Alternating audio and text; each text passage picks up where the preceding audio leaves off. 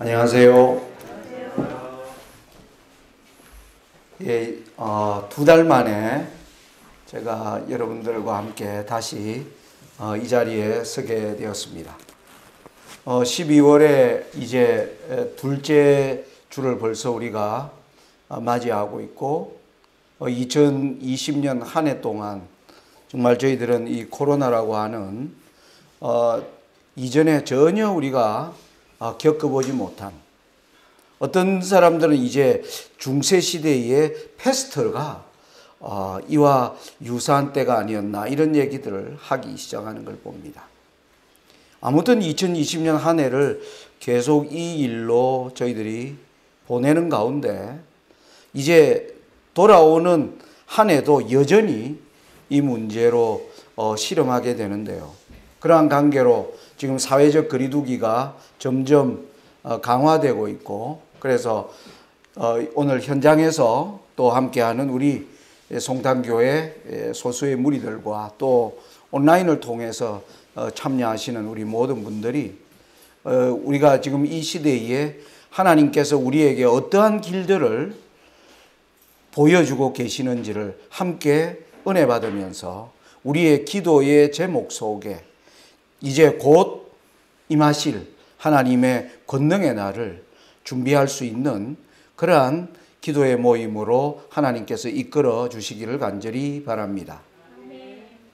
저는 이번 코로나가 온 사건을 저 나름대로 역사에서 나타난 붕괴의 단계화라는 제목을 좀 붙여보았습니다.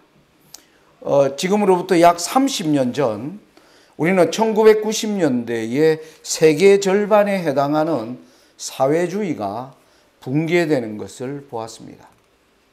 그리고 10년 후 2000년대가 되자 미국발 자본주의가, 미국의 월스트리트가 붕괴되는 것을 온 세상은 놀라운 충격으로 보았습니다.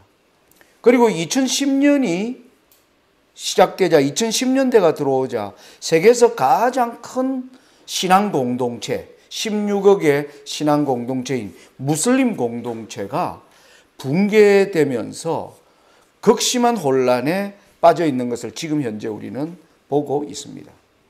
그러면서 2020년 들어와서는 코로나로 글로벌 네트워크가 지금 붕괴되는 것을 보는 것입니다. 하나님께서 이 하나하나 보여주시는 의미가 무엇일까? 여러분, 영원히 흔들리지 않는 나라가 이 땅에 임하려면 하나님의 기초되지 않은 모든 것은 뭐였습니까? 흔들려야 하는 것입니다. 그래서 이 코로나를 통해서 우리가 지금 어떤 세상을 지금 보고 있는가? 여러 가지 이야기들을 해나가면서, 그런데 사람들이 처음에 이 코로나가 왔을 때만 하더라도 이전에 우리는 21세기 들어와서 메르스도 겪어봤고 사스도 겪어봤고, 그리고 독감, 인플루엔자 여러 형태의 전염병들이 세상을 이렇게 휩쓸어 가는 것을 보았는데 대부분 한 2, 3개월 만에, 그리고 사망자가 10,000명을 넘지 않는 가운데 이 의료 체계가 그것을 잘 방어해 나가는 것을 세상은 보았습니다. 그래서 이 일이 좀 우리가 길어질 때 사람들은 그래도 올해 안에는 뭔가 종식되지 않겠는가 그랬는데, 이게 지금 점점 더 미국과 유럽에는 극심할 정도의 지금 공포가 지금 엄습하고 있고, 그리고 이런 일이 장기화되다 보니까 지금 세상에 어떤 화두가 생겼느냐 하면은 리더가 사라진 세계. 이 서점에 가면 이 책이 지금 베스트셀러 반열에 올라 있는 책입니다. 이걸 다른 말로 하면 지제로 월드라고 하는 표현입니다.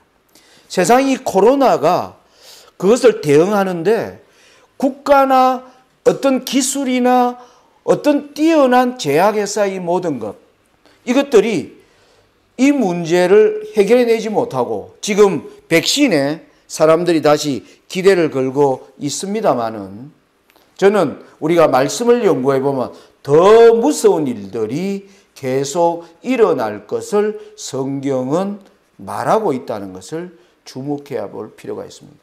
그러다 보니까 세상이 지금 어디에 주목하기 시작했느냐 하면 이 모든 문제에 글로벌 세상을 이끌어갈 리더를 찾고 있는 시대에 들어간 것입니다.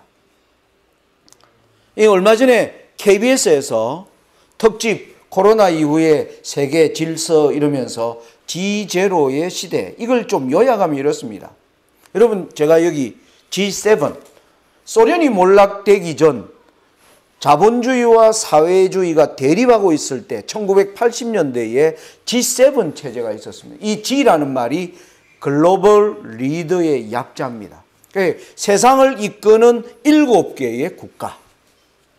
그런데 소련이 붕괴돼 버리면서 미국이 주도하는 G1, 미국이 이제는 세상을 주도한다라고 우리는 20세기 말에 그것을 본 겁니다. 그런데 미국이 주도하던 게 한 10년 만에 미국이 뭐였습니까? 흔들려 버렸습니다.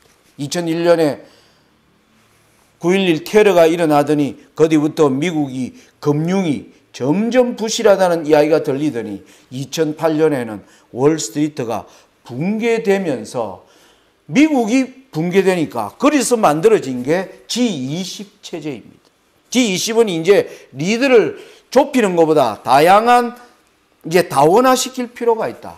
그래서 여러분 여기 G20 체제에는 우리 대한민국도 포함되는 그러한 G20 체제가 2008년부터 2018년까지 이게 유지가 되다가 미국과 중국이 첨예하게 대립되면서 세상은 G2 체제로 최근에 바뀌어졌습니다. 그런데 G2 체제가 최근에 우리는 미국 대통령 선거를 보지 않았습니까? 세상이 미국이 전혀 무능할 뿐만 아니라 엄청나게 부패한 국가, 그리고 이번에 대통령 선거를 보면서 민주주의에 가장 앞섰다고 하는 국가가 보여주는, 지금도 대통령이 아직 누구인지 확정이 되지 않는 이러한 것을 보면서, 그리고 중국은 미국과 함께 과연 세상을 이끌 수 있는 리더인가? 중국은 많은 나라들이 고개를 쫄래쫄래 한답니다. 그 나라에는 세상을 리드할 만한 톨레랑스도 없고, 그리고 오늘날 코로나가 이렇게 지금 진행되는 과정에 그 원인 제공자가 중국이라고 전 세계가 꼽고 있는 가운데 이 미국과 중국이 주도하는 세상도 그냥 코로나가 오면서 지금 사그라들어 버린 겁니다. 그러면서 G0 시대가 지금 왔다라고 사람들이 얘기하는. 그러면 여기에서 세상을 이끄는 리더를 어떻게 세상은 찾아 나갈 것인가? 예언은 그것을 얘기하고 있습니다. 우리 요한계시록 13장을 보면 1절부터 10절에는 바다에서 한 짐승이 올라오고요. 그리고 11절부터 18절까지를 보면 땅에서 한 짐승이 올라옵니다. 1절에 등장하는 이 바다에서 올라오는 짐승은 다니엘 7장에 나오는 짐승의 모습을 다 가진 교황권의 모습으로 올라옵니다. 제가 1절부터 좀 읽어보겠습니다. 내가 보니 바다에서 한 짐승이 나오는데 뿔이 열이요 머리가 7이라.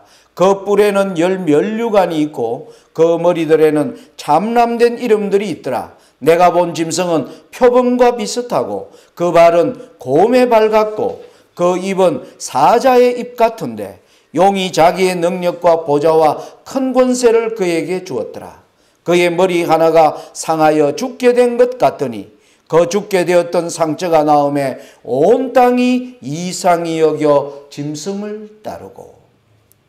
우리 제7안식일 예수 재림교회는 계시록 13장 1절에 나오는 이 바다에서 올라오는 짐승은 다니엘 7장을 근거로 한 사자, 곰, 표범, 10뿔 가진 짐승을 위시하여 올라오는 교황권임을 우리는 알고 있습니다. 그런데 이 교황권이 어떤 교황권이냐, 머리 하나가 상하여 죽게 되었다가 상처가 나아서 올라오는 교황권을 계시록 13장은 전반부는 설명하고 있는 것이에요. 그런데 11절로 가면 장면이 바뀝니다. 11절 한번 보시면 이렇습니다. 내가 보매 또 다른 짐승이 땅에서 올라오니 새끼 양같이 두 뿔이 있고 용처럼 말하더라. 저가 먼저 나온 짐승의 모든 권세를 그 앞에서 행하고 땅과 땅에 거하는 자들로 처음 짐승에게 경배하게 하니 곧 죽게 되었던 상처가 나은 자니라. 아까 우리 13장 3절에는 교황권의 머리 하나가 상하여 죽게 된 것 같더니 죽게 된 상처가 나아서 올라오는 걸 얘기하는데 11절부터는 땅에서 올라오는 짐승이 죽게 된 상처가 나아서 올라오는 짐승을 위하여 권세를 그 앞에서 행하는 겁니다. 여러분 12절을 잘 읽으셔야 돼요. 12절 보면 여기 저가 누굴까요? 바로 땅에서 올라오는 짐승인 미국을 나타냅니다. 저가 먼저 나온 짐승은 계시록 13장에 바다에서 올라오는 짐승이죠. 그러니까 누굽니까?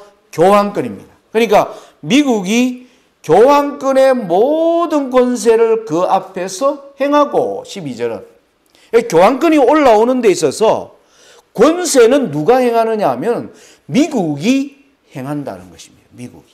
교황권은 지금 여전히 어떤 세력으로 세상을 향하여 지금 권세 가진 자로 활동하지 않습니다. 그는 철저히 뭐 하는 겁니까? 종교적 하나의 가톨릭의 리더로서만 활동하고 있습니다. 여러분 종교 세력에게는 권세가 없습니다. 권세는 영어로 파워. 국가의 모든 힘은 어디에서 나옵니까? 군대와 경찰 이러한 힘에서 나오는데 교황권은 지금 정치적 권세를 주장하지 않는 종교적 권세로만 활동하기 때문에 그래서 우리는 12절에 교황권이 죽게 된 상처가 나아서 올라오는 데 있어서 이 교황권을 위한 권세는 누가 행해 주느냐 하면 미국이 행해 준다는 것이 계시록 13장 11절과 12절이 보여주는 그림이에요. 지금 우리가 그걸 보고 지금 있는 겁니다. 지금 교황권이 활동하고 있는데 미국이 세상을 향하여 끊임없는 권세를 행하는데 미국이 지금 그 권세가 지제로 월드라고 하는 것처럼 그 권세가 사람들에게 이제 뭐 하는 겁니까? 인정받지 못하는 권세가 지금 되고 있는 때로 지금 우리가 들어가고 있는 겁니다. 자, 이걸 이어받는 게 계시록 17장이에요. 여러분 요한계시록에서 나라가 차례대로 일어나는 것을 이야기해 주는 계시록에서는 딱 두 군데입니다. 요한계시록 13장과 17장입니다. 다니엘서에서는요 7장, 8장 그리고 11장으로 연결됩니다. 자, 그래서 13장과 17장을 잘 같이 이해하는 게 좋은데 17장으로 가면 이제 3절과 4절에 곧 성령으로 나를 데리고 광야로 가니라.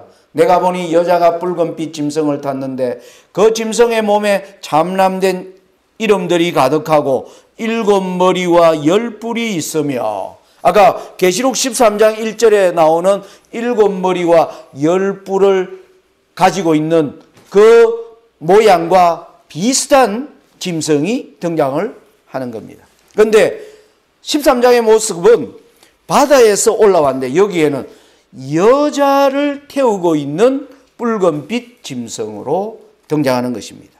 그 모습은 바로 이것입니다.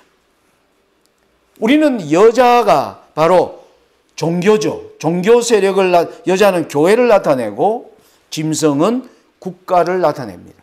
그래서 정치적 세력과 종교적 세력인데 여기 보니까 계시록 13장의 그림 아까 권세는 누가 행하고요?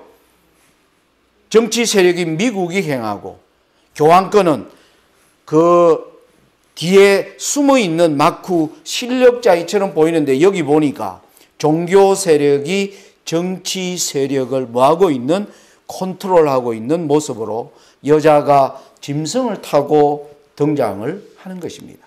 그런데 시간상 지금 줄여서 어디로 가느냐 하면 10절을 보면 이 짐승의 머리에 7머리와 10뿔이 있는데 그 7머리를 설명하는 방법을 보시면 이렇게 나옵니다.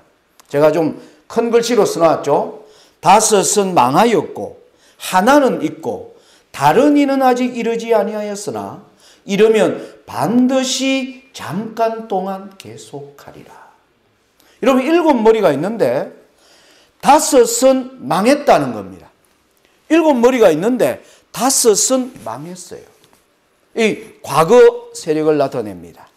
그리고 하나는 있고, 순서로는 몇 제가 되겠습니까? 6제가 되는 겁니다. 하나는 있고, 그리고 다른 이가 등장을 합니다. 다른 이는 아직 이르지 아니했다. 그러니까 6제는 있고 7제는 아직 이르지 아니했다. 그런데 이게 이르면 반드시 잠깐 동안 일을 할 것을 이야기합니다. 그러면서 그 다음 절은 전에 있었다가 시방 없어진 짐승은 8째 왕이니 7 중에 속한 자라. 하나가 더 있어요. 8제가 있는 겁니다. 그러면 저가 멸망으로 들어가리라. 계시록 17장은 이 땅에 일어나는 7머리 왕 나라의 순서를 얘기하면서 이와 같은 순서를 따라 세상이 멸망으로 들어갈 것을 보여주는 겁니다. 자, 그러면 우리는 이걸 쉽게 계시록 13장에 이미 주어진 하나님이 주시는 이상을 깨닫고 우리가 이제 이걸 보면 아까 계시록 13장에 등장하는 짐승은 다니엘서에 나오는 사자, 곰, 표범, 10뿔 가진 짐승, 교황권의 모습을 그대로 보여줬으니까 이 세력은 1798년 이전에 5은 망하였고, 그리고 하나님이 가장 강조점으로 보여주는 것은 뭡니까? 1798년 이후 마지막 때에 일어나는 정치 종교적 변화를 계시록 17장은 말해주고 있는 겁니다. 하나는 있고 다른 이는 아직 이르지 아니했는데 이르면 반드시 잠깐 동안이라는 시간이 있고요. 그리고 나서 8째 왕이 일어난다. 이렇게 돼 있는 거예요. 자, 그런데 7 다른 이가 여기는 아직이라고 돼 있는데 아무튼 다른 이가 등장을 하게 되면 8째가 일어나는 그 사이의 시간은 짧은 시간이 될 것임을 하나님께서 강조하고 계신 내용입니다. 자, 그럼 우리가 여기에 이제 나라들을 붙여볼 수 있겠죠. 5은 망하였고 바벨론, 페르시아, 헬라, 로마 교황권이 하나님의 말씀대로 역사에서 등장을 했고, 그 다음에 등장하는 게 미국이 등장을 하고, 미국이 등장을 하면 죽게 된 상처가 낳은 교황권이 올라오는데 미국이 권세를 행해주는 겁니다. 그런데 이 둘은 연합을 해요. 이 둘은 합해서 일하는 게 특징입니다. 그래서 하나님이 하나와 다른이라고 하는 표현을 쓴 겁니다. 정상적으로 하면 이렇게 해야 되죠. 5은 망하였고 6째는 있고 7째는 아직 이르지 아니하였다. 이렇게 해야 정상적인데 하나님께서 5은 망했고 하나는 있고 다른 이는 아직 이르지 않았다. 영어로 보면 헬라어 원문으로 된 이 KJV로 보면 이렇게 one is 하나는 있고 another is not yet 이렇게 나옵니다. one another.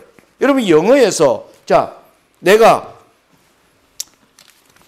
I have one paper. 내가 종이 한 장이 있어요. 근데 I have another paper. 그럼 총 몇 개 있다는 뜻입니까? 2개가 있다는 뜻입니다. 그래서 하나님께서 1798년 이후는 앞의 나라들을 무너뜨리고 올라오는 것이 아니라 악의 세력들이 하나로 점점 더 세력들이 뭉쳐가는 과정을 설명하는 데 목적이 있는 것입니다. 여러분 보세요. 1798년 이전에는 바벨론이 없어지고 페르시아가 올라왔습니다. 페르시아가 없어지고 헬라가 올라왔습니다. 헬라가 없어지고 로마가 올라왔어요. 로마가 없어지고 교황권이 올라왔어요. 그래서 앞에 5 세력은 그 앞에 세력들을 무너뜨리고 올라온 것입니다.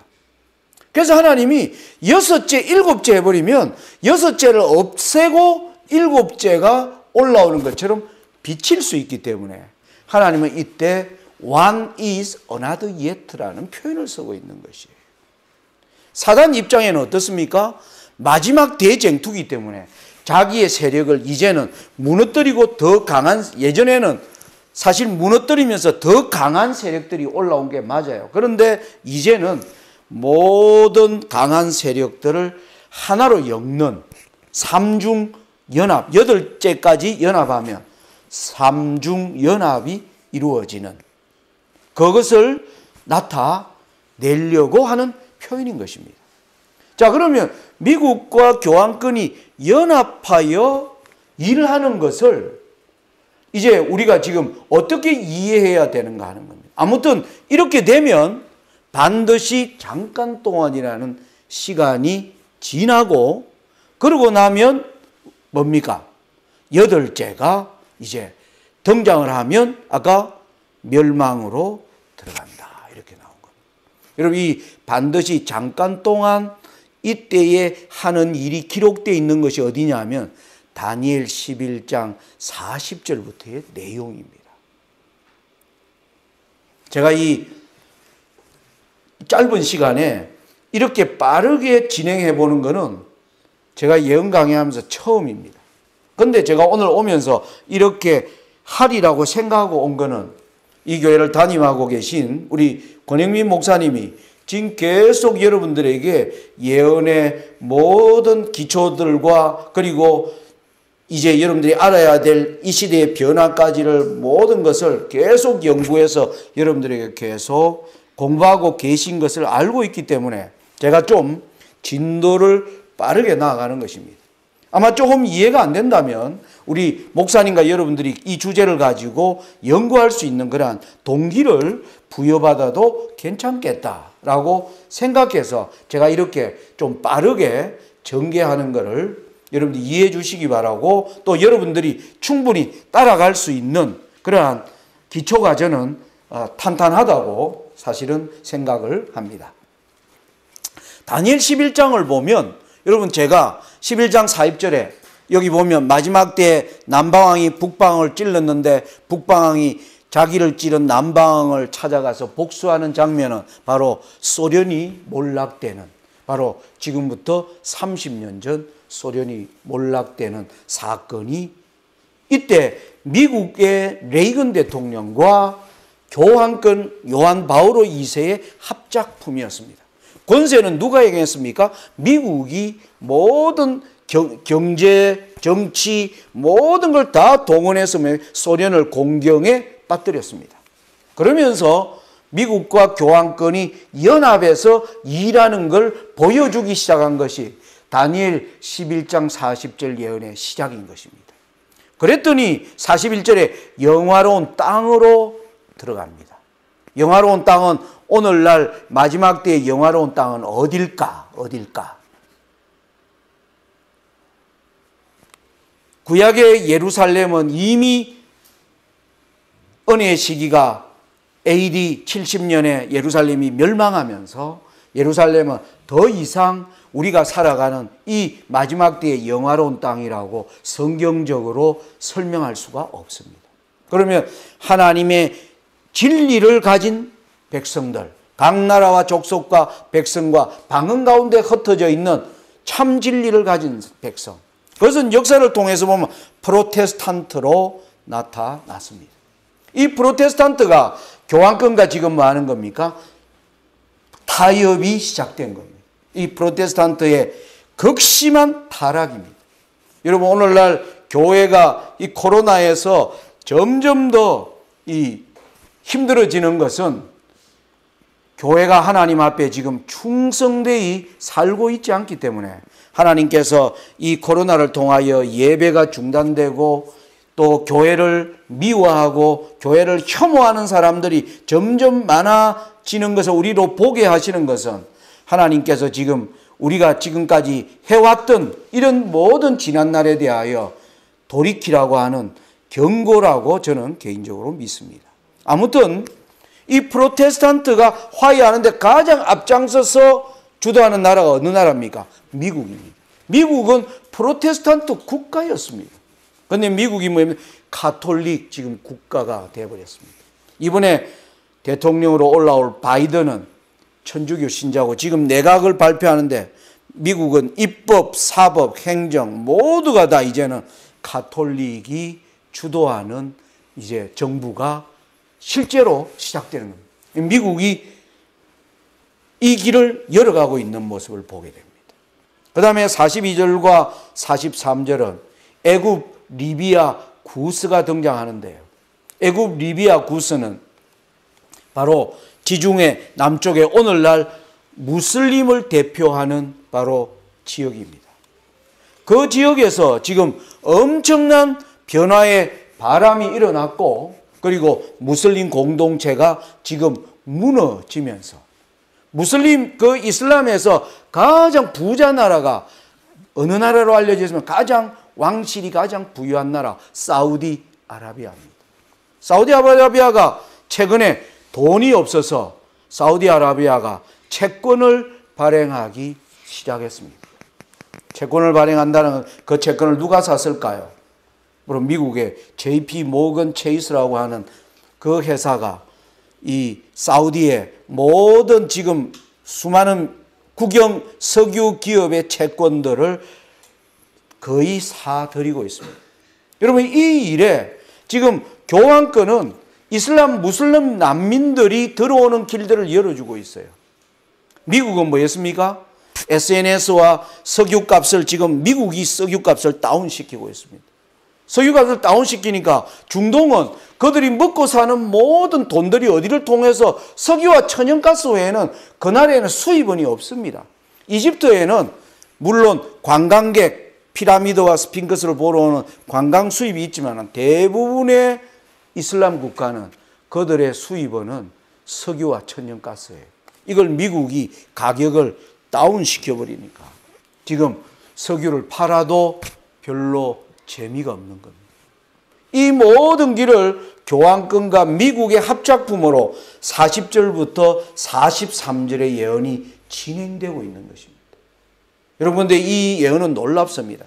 지난날 역사에서 보면 이 공산주의와 프로테스탄트와 이슬람은 교황권과 다 원수 관계였습니다. 여러분 아시는 것처럼 무신론이 교황권을 찔러서 죽였습니다. 프로테스탄트와 교황권은 뭐였습니까? 16, 15, 16, 17세기에 엄청난 핍박과 전쟁을 통해서 이제 갈라진 사이입니다. 이슬람과는 어떻습니까? 7세기부터 18세기 이렇게 1000년 동안 역사는 7000번의 전쟁을 치르렀다. 역사는 그렇게 기록합니다. 완전히 원수관계를 전부 화해시켜 놓은 것입니다. 그 길을 누가 열어갔나요? 바로 미국이 권세를 행하고 교황권은 자기가 그것을 포용하는 길로. 그래서 미국과 교황권의 연합에 반드시 잠깐 동안 30년 동안에 이 변화가 일어난 것입니다. 그 다음에 오는 그러면 44절에 동북에서 오는 소문은 그의 발목을 잡습니다. 여러분 동북에서 오는 소문은 뭘까요? 하늘에서 내려오는 하나님이 이제는 드디어 권능으로 등장하는 때를 보여줍니다. 여러분 저는 이번 일들을 겪으면서 이제 우리가 하나님의 권능을 볼 때가 굉장히 가까웠습니다.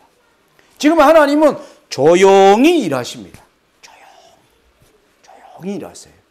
그런데 세상이 지금 흔들리는 걸 보면서 이제 하나님이 온 세상 하늘에서부터 표적이 사람들이 여러분 누가복음에 보면 사람들이 하늘의 일을 성신들의 징조를 보고 그들이 세상에 임할 일을 생각하고 무수하여 기절하리라고 하는 그러한 일들이 일어나는 권능의 시대를 설명하는 것이 바로 동북에서 오는 소문입니다. 그래서 44절과 45절은 동북에서 오는 소문으로 인한 변화와 투쟁을 기록하고 있는 것입니다. 44절 보면 이렇게 나오죠. 그러나 동북에서부터 소문이 이르러 그로 번민케 하므로 그가 분노하여 나가서 많은 무리를 다 도륙하며 진멸코자 할 것이요 그가 장막궁전을 바다와 영화롭고 거룩한 산 사이에 베풀 것이나 그의 끝이 이르리니 도와줄 자가 없으리라. 동북에서 오는 소문이 교황권의 길을 가로막습니다. 그러자 교황권이 번뇌하다가 분노하여 일어나서 장막궁전을 세우면 그가 멸망으로 들어간다는 겁니다. 여러분 이게 바로 계시록 17장으로 연결하면 이렇습니다. 지금 우리는 미국과 다른 이가 지금 함께 일하는 걸 우리가 본 거예요. 반드시 잠깐 동안 일하는 걸 본 겁니다. 그런데 8째가 올라오면 멸망으로 들어가죠. 그게 이런 의미예요. 저는 동북에서 오는 소문이 계시록 18장의 천사를 상징하는 너점비의 큰 외침이라고 설명을 합니다. 그것은 제가 쓴 재림신앙의 두기둥 책을 아마 여러분들이 많이 구입하신 걸로 아는데 그 책을 여러분들이 읽어보시고 다 이해가 되고 계실 줄로 생각합니다. 이 일이 주어지면 뭐냐면 바로 계시록 17장의 8째 왕이 등장하는 장면이 바로 장막궁전을 세우는 것입니다. 자, 이게 과연 그렇게 적용해도 되는가? 제가 이제 그거를 설명을 해 드리도록 하겠습니다. 아까 우리가 갔던 그림으로 다시 돌아가겠습니다. 자, 우리는 이미 다른 이는 아직 이르지 아니했대. 이미 우리는 다른 이가 이미 이르렀어요. 계시록 17장에 이제는 우리가 마지막 때가 아니고 마지막 때의 마지막으로 들어간 겁니다. 마지막 때의 마지막으로 들어간 겁니다. 왜? 이 다른 이가 이미 우리는 뭐예요? 등장을 한 것입니다. 등장을 한 게 벌써 30년 전에 등장을 해요. 최근에 등장한 것이 아니라. 자, 이러면서 우리는 이 때가 반드시 잠깐 동안 계속하는데 저는 이것이 다니엘 11장 40절로 44절의 변화를 말하고 있다라고 여러분들에게 설명을 드리는 겁니다. 과연 우리 여기서 계시록 13장으로 다시 가보면 아까 우리가 11절과 12절에서 미국이 등장을 하고 죽게 된 상처가 나온 교황권이 올라오면 미국이 권세를 행하는 연합에서 일하는 일이 보여주는데 13절에 보니까 큰 이적을 행하되 심지어 사람들 앞에서 불이 하늘로부터 땅에 내려오게 하고 이건 누가 하는 걸까요? 사탄이 용이 하는 것입니다. 사탄이 우리는 마지막에 강신술로 온 세상을 연합하게 할 것을 알고 있습니다. 그래서 하늘에서 불이 내려오는 큰 이적을 행하면 14절 짐승 앞에서 받은 바 이적을 행함으로 땅에 거하는 자들을 미혹하며 땅에 거하는 자들에게 이르기를 칼에 상하였다가 살아난 짐승을 위하여 우상을 만들라 하더라. 짐승의 죽게 된 상처가 나와서 살아서 올라오는 우상이 뭘까요? 바로 8째 왕에 해당하는 것입니다. 그러면 이제 우리는 압니다. 그 이후에 짐승의 표를 강요하고 이 표를 받지 않는 자는 누구든지 다 죽이게 하는 그 내용들이 이렇게 연결되는 걸 볼 수가 있습니다. 자, 이 내용을 계시록 17장에는 자, 아까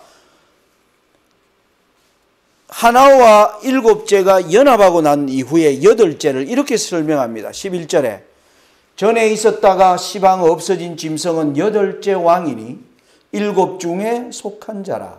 저가 멸망으로 들어가리라. 너가 보던 열불은 열왕이니 아직 나라를 얻지 못하였으나 다만 짐승으로 더불어 임금처럼 권세를 일시 동안 받으리라. 저희가 한 뜻을 가지고 자기의 능력과 권세를 짐승에게 주더라. 여러분, 여덟째는 일곱 중에 속했다. 그러면서 멸망으로 들어간다. 이 이제 표현을 우리가 이해해야 되고요. 12절에 보니까 열불에 대하여 설명하는데 이 열불이 짐승과 더불어 일시 동안 임금처럼 권세를 받고 이 열불이 그들의 능력과 권세를 이 짐승에게 주더라. 이렇게 나오는 겁니다. 그러면 이 짐승이 누구인가? 자, 계시록 17장을 보면 8절에 이렇게 나옵니다. 8절에 보면 너가 본 짐승, 여자를 태우고 있는 짐승이에요. 그 짐승은 전에 있었다가 시방 없으나 장차 무적행으로부터 올라와 멸망으로 들어갈 자다. 이렇게 얘기를 했습니다. 근데 11절에 보니까 전에 있었다가 시방 없어진 짐승은 여덟째 왕이라는 거예요. 그러니까 8절과 11절을 연결하면 여자를 태우고 있는 짐승이 몇 번째입니까? 여덟째 왕임을 알 수가 있는 것입니다. 그러면 우리가 이제 12절 13절에 짐승을 여덟째 왕으로 읽으면 이해가 굉장히 빠르게 된다는 것입니다. 읽으면 너가 보던 열불은 열왕이니 아직 나라를 얻지 못하였으나 다만 여덟째 왕으로 더불어 임금처럼 권세를 일시 동안 받으리라. 저희가 한 뜻을 가지고 자기의 능력과 권세를 여덟째 왕에게 주더라. 자, 이제 도표를 보면 미국과 죽게 된 상처가 낳은 교황권이 이제 올라오는데 여덟째는 우리가 이렇게 이제 요약할 수가 있죠. 열불로부터 능력과 권세를 받고 올라오는 여덟째입니다. 그런데 열불은요, 우리가 성경에 열불에 관한 단어가 나오는 곳이 딱 몇 군데이냐면 딱 네 군데밖에 없습니다. 다니엘 7장에 나오고요. 계시록 12장, 13장, 17장. 여기에만 열불이라는 단어가 나옵니다. 다른 데는 열불이라는 단어가 어디에도 나오지 않습니다. 이 열불들을 앞에 세 군데를 다 열불을 우리가 해석을 해보면 열불은 로마에서 일어난 당시의 열나라, 그게 오늘날의 유럽인 것입니다. 이 열불은 다니엘서 2장에는 열 발가락이 어디에요? 철과 진흙으로 예수님의 떠인 돌에 의하여 파괴되는 데까지 연결되는 걸 우리가 볼 수가 있습니다.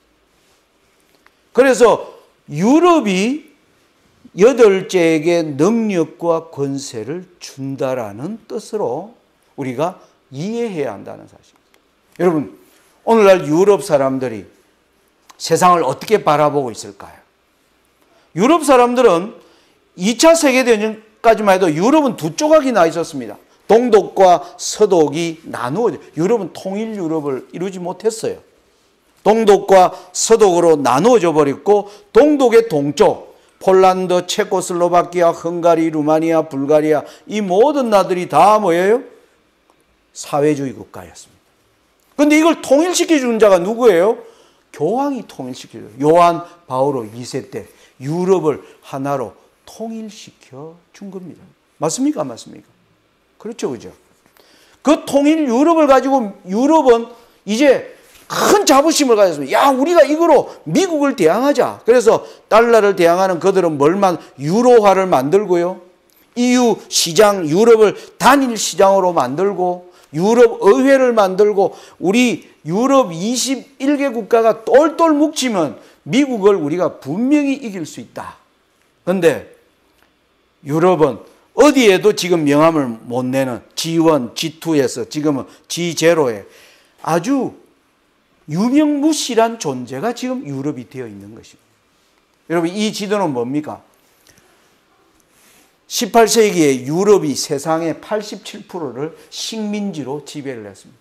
유럽 사람들이 세상을 볼 때 아마 그 마음속에 저거 우리가 다 옛날에 다 지배했던 땅인데 어쩌다가 우리가, 여러분 유럽이라는 나라가 지도에서 보면 얼마나 작은 땅입니까? 그런데 이 거대한 세상을 그들이 거의 다 지배했었거든요. 그런데 지금 유럽은 언해피한 조직이 되어버려요. 아주 문제가 너무 많습니다. 위기가 한두 가지가 아닙니다. 하나로 합치려고 했는데 영국은 브렉시트 해가지고 나가버리고 지금 나라들이 다 하나하나 갈갈이 찢어졌습니다. 정치는 불안하고요. 경제적 위기 아주 심각합니다. 이번 코로나로 지금 유럽 곳곳이 직격탄을 맞고 있고, 그런데 어떤 나라가 갖지 못한 더 큰 걱정이 뭐냐면 난민 문제입니다. 이슬람 난민들이 막 몰려 들어오기 시작합니다. 지금 8천만 명이요. 유럽으로 문을 두드리고 있습니다. 그들은 정치 위기, 경제 위기, 코로나 위기, 우리 대부분 모든 나라 이걸 겪고 있는데 유럽은 여기에다가 난민 문제까지 지금 겪고 있습니다. 이 난민 때문에 유럽은 지금 아주 나라들이 지금 갈갈이 찢어져 있는 것입니다. 그런 가운데서 지금 G0가 온 겁니다. G0 월드. 여러분, 여기서 유럽 각국들이 어떤 생각을 할까요? 바로 해답은 교황입니다. 이제는 정치가 무능하다. 정치로는 해결할 수 없다. 교황권은 지금 조용히 암암리에 지금 얘기하고 있습니다. 교황이 지금 요즘 던지는 메시지가 뭔지 압니까? 정치가들이 지금 경제를 망쳐놓고 미국이 월스트리트를 완전히 망가놓고 경제를 정치적으로 맡겨놨더니 경제도 망가지고 이제 코로나도 해결을 못한다. 그러면 세계에 지금 앞으로 닥친 환경, 재앙 문제, 수많은 이 문제를 누가 담당해야 될 것인가? 교황은 계속 지금 이슈만 던지고 있습니다. 유럽은 생각할 것입니다. 그들이 어느 때 하나였던가?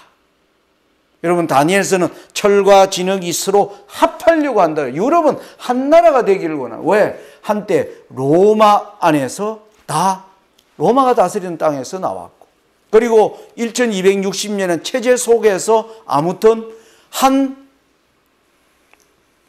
나라들은 다양하게 있었지만 하나라고 하는 공동체적인 일들을 이루어 나갔는데, 지금 갈갈이 찢어진 유럽을 다시 세계의 강자로 올리기 위해서 그들이 누구를 주목할까요? 저는 바로 그래서 너가 보던 열불은 열왕이니 저희가 열불입니다. 열불이 한 뜻을 가지고 자기의 능력과 권세를 짐승에게 주더라. 여러분, 교황권이 일어나는데 미국은 어떤 역할을 하냐면 미국은 교황권을 위해서 권세를 행해주고요. 교황권에게 실제로 권세와 능력은 유럽이 안기어다 줍니다. 그러면 이 세상은 끝이 나는 것입니다. 이게 지금 정치 변화가 주는, 지금 우리는 모든 예언이 지금 다 이루어진 마지막 때에 지금 마지막을 지금 우리가 통과하고 있는 것입니다. 자, 여러분, 이 그림은 다니엘 7장이 보이죠. 예언이 처음 주어졌던, 여러분, 예언의 시작은 다니엘 7장입니다. 예언의 끝은 어딜까요? 다니엘 17장, 계시록 17장입니다. 다니엘 7장에도 8개의 그림이 나오죠. 바벨론, 페르시아, 헬라, 로마 교황권이 나오고 하늘에서 심판이 베풀어지고 짐승이 정한 때를 기다리고 인자가 나라를 받는 모습. 여러분, 이것과 계시록 17장을 한번 연결시켜 보십시오. 똑같은 그림이 보이십니까? 1798년 이전에 이 세력을 그대로 얘기하였고, 미국이 있을 때 하늘에 심판이 시작됐고, 죽게 된 상처가 나은 교황권은 이제 뭐 하는 겁니까? 다시 짐승이 등장해야 하는 것입니다. 그리고 8째가 등장하는 것은 바로 인자가 뭘 한다는 겁니까? 나라를 받는다는 거예요. 예수님이 저와 여러분을 위하여 영원한 한 나라를 받는 사건은 8째가 올라올 때 영원한 나라를 받는 것을 우리가 여기서 볼 수가 있습니다. 지금 우리는 바로 여기에 지금 가까이 다가와 있는 것입니다. 여러분, 이걸 또 보여주는 게 뭐냐면 계시록 21장과 계시록 17장이 보여주는 상관관계입니다. 자, 여기 보시면 계시록 21장에 먼저 계시록 17장을 보겠습니다. 일곱 대접을 가진 일곱 천사 중 하나가 와서 내게 말하여 가로되 이리 오라. 많은 무리에 앉은 큰 음녀에 받을 심판을 너게 보이리라. 똑같은 패턴이에요. 21장의 9절에 일곱 대접을 가지고 마지막 일곱 재앙을 담은 일곱 천사 중 하나가 나와 내게 말하여 가로되 이리 오라. 내가 신부 곧 어린 양의 아내를 너게 보이라. 똑같은 패턴이죠. 그죠? 일곱 재앙을 가진 천사 중 하나가 요한에게 이리 오라. 한쪽에서는 음녀를 보여주고 이쪽에는 어린 양의 신부를 둘 다 여자를 보여주는 거예요. 그랬더니 성령이 요한을 데리고요. 광야로 갑니다. 17장에서. 그런데 21장에는 성령이 요한을 데리고 크고 높은 산으로 올라갑니다. 그러면서 계시록 17장에는 이 여자가 붉은빛 짐승을 탔는데 여자는 땅의 임금들 다스리는 큰 성 바벨론이라고 불러요. 큰 성 바벨론이라 하는 겁니다. 그런데 계시록 21장에는 이 여자가 하늘에서 내려오는 거룩한 성 예루살렘 모든 게 대조되고 있죠. 그렇죠? 이게 뭘 나타냅니까? 바로 어린 양의 아내와 신부와 결혼할 때를 보여주는 게 계시록 17장이 보여주는 그림이라는 거예요. 여러분 이제 여기 보면 다니엘 7장과 계시록 17장이 능력과 권세를 받은 교황권이 마지막 8째로 올라올 때 마지막이 인자가 나라를 받는 것은 어린 양이 예루살렘인 신부와 혼인하는 장면을 보여주는 것입니다. 여러분 이 코로나 사태를 통해서요. 지금 사람들이 1년 동안 분명히 본 게 있어요. 정치가 무능하다는 겁니다. 이 누구도 해결해 줄 수 없다는 거예요. 자, 그러면 이 정치 무능이 마지막에 어떻게 연결되는가? 계시록 17장 다음에는 18장 이야기가 나옵니다. 이 성이 어떻게 무너지는가를 보겠습니다. 18장에는 무너졌도다 무너졌도다 큰 성 바벨론이여 귀신의 처소와 각종 더러운 영에 모이는 것과 각종 더럽고 가증한 새의 모이는 곳이 되었도다. 이건 교회의 모습입니다. 교회가 음녀와 타락하더니 음녀와 타협하더니 교회가 형편없는 지경으로 빠져든 것을 보여주는 것입니다. 여러분 이 바벨론이 무너지는 장면을 우리가 실질적으로 보려면 어디에서 봐야 됩니까? 다니엘서 5장을 봐야 됩니다. 다니엘서 5장에는 벨사살 왕이 긴 1000명을 모아놓고 잔치하는 때 그날 밤에 그날 잔치를 하는데 손가락이 벽에 나타나서 그날 밤에 메데 바사 군대에 의하여 바벨론이 무너지는 얘기가 다니엘 5장에 기록되어 나옵니다. 여러분 그러면 이날에 이 잔치하다가 무너졌는데 그러면 이날에 바벨론 성이 어떻게 되어 있던 겁니까? 포위되어 있었습니다. 여러분 지금처럼 뭐 폭격기가 와서 때린 게 아니잖아요. 그죠? 지금으로부터 2600년 전 세상은 뭐 전쟁을 치면 직접 군사들이 뭐 했습니까? 진격해 들어가야 되는. 그런데 그날 잔치를 하고 그날 밤에 무너졌다는 말은 이미 메데바사 군대가 바벨론을 마고 있는 겁니까? 포위하고 있는 상태에서 벨사살이 잔치 연거는 이게 무슨 잔치예요? 이걸 우리가 생각해 봐야 하는 것입니다. 바벨론이 포위된 가운데 벨사살이 긴 1000명을 모아놓고 여러분 좋다고 잔치했을까요? 힌트가 있습니다. 4절에 보면요. 무리가 술을 마시고는 그 금, 은, 동, 철, 목, 석으로 만든 신들을 찬양하니라. 신들을 위한 잔치였습니다. 그게 무슨 뜻입니까? 바벨론이 다 포위되어 있는 겁니다. 그러니까 벨사살이 모든 그 나라에 뛰어난 박수, 술객 다 불러 모은 겁니다. 너희 신들에게 뭐 해라? 기도하라는 것. 우리를 뭐 해주기를? 우리를 건져주기를. 그래서 바벨론이 정치적으로 벨사살이 무능했는데 마지막에 뭐예요? 종교 세력들과 힘을 합해. 여기 엘리트라는 말은 여러, 이제 엘리트는 종교 세력도 있고 그 나라에 돈 가진 뭐 수많은 그 나라를 좌지우지하는 사람 다 모인 것으로 우리가 생각을 할 수 있습니다. 그러면서 바벨론이 붕괴된 것입니다. 여러분 계시록 18장에 부의 붕괴를 얘기합니다. 가로되 화이또다 화이또다 큰 성 견고한 성 바벨론이여 일시간에 너 심판이 이르렀다 하리로다. 땅의 상고들이 그를 위하여 울고 애통하는 것은 다시 그 상품을 사는 자가 없음이라.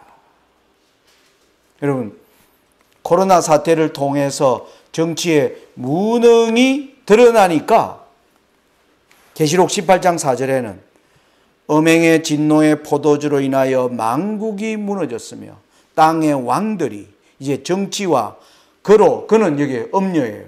종교로 더불어 음행하였으며 땅의 상고들도 그 사치의 세력을 인하여 치부하기 위하여 함께 연합하면서 바벨론이 무너진다라고 얘기하는 것입니다.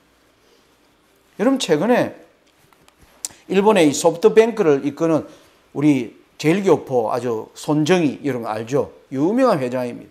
이 손정희 씨가 11월 18일 날 자기 기업에 최악의 상황 대비해 800억 달러 현금을 확보하라 이렇게 나왔습니다.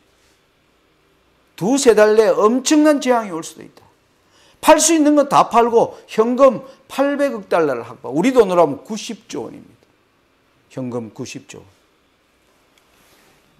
이 일이 이제 일어났는데 이게 손정희 씨만 그런 게 아니에요. 여러분 옆에 이 그림 보십시오. 우리나라 5대 그룹 재무활동에 우리나라 5대 그룹이 현금을 지금 보유하는 게 지금 다 뭐예요? 2019년 3분기 들어서 전부 현금을 확보하기에 우리나라도 지금 다 몰려드는 겁니다. 여러분 그게 뭡니까? 전부 지금 돈이 어디로요? 갈 곳을 잃어서 한 곳으로 집중돼. 어디입니까? 주식시장입니다. 이 경제가 무너지면 안 되니까 기업들에 이걸 돈을 넣어가지고 이걸 부양해야 된다고 하는 이 모든 일에 사활을 걸고 있는 거예요. 여러분 그러니까 나스닥이 미국의 다우지수가 역사상 처음으로 3만 포인트를 돌파해버렸어요. 우리나라 코스피가 2100을 넘어본 적이 없습니다. 그런데 최근에 뭐예요? 오늘 제가 마지막 오면서 여기 송탄교에 오면서 제가 4시에 휴게소에서 경제 특혜등 오늘 2760포인트를 돌파했다. 기록을 또 깬 겁니다. 2600, 2000.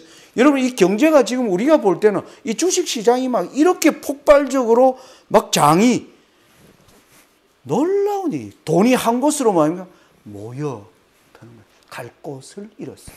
갈 곳을 잃은 걸 보여줍니다. 뭐가 일어날까요? 부의 붕괴가 일어나면 걷잡을 수 없이 일어나는 겁니다.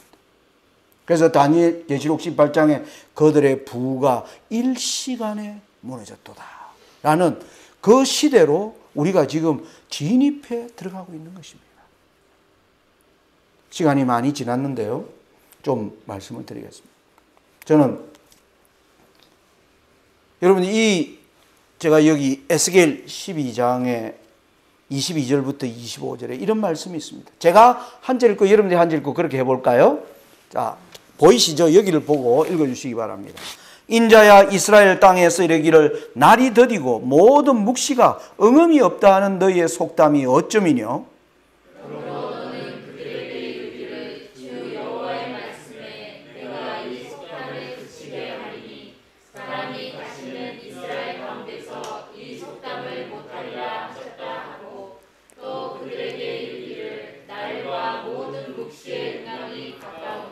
이스라엘 족속 중에 허탄한 묵시나 아첨하는 목소리 다시 잊지 못하리라 하라.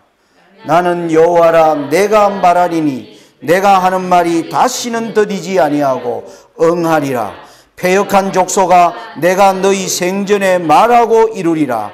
나 주 여호와의 말이니라 하셨다 하라.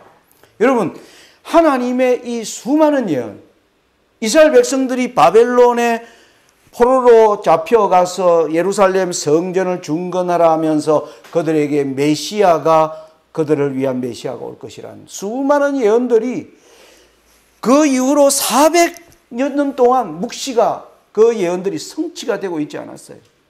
그러니까 백성들이 뭐 하는 겁니까? 묵시를 잊어버리는 겁니다.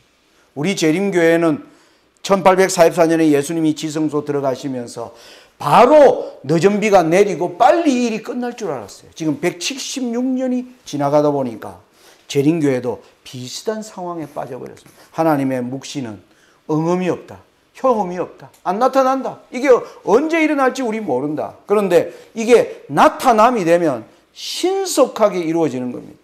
여러분, 457년에서 7일에 49년이 지나고 62일에 434년이 지났지만은 하나님이 메시아에 관한 모든 예언은 하나도 이루어지지 않아. 그런데 마지막 한 일회에 들어가니까 기름 부음 받은 자가 일어날 것이라는 예언이 등장하고 메시아에 관한 예언이 모두 성취되고 6월절, 무교절, 봄절기에 모든 사건들이 성취가 되고 이른비 성령에 대한 약속이 이루어지고 보좌 우편에 앉으리라는 예수님의 성천으로 일이 이루어지고 은혜의 시기의 끝과 이방인의 때에 대한 모든 예언이 갑자기 성취되기 시작하는 것입니다.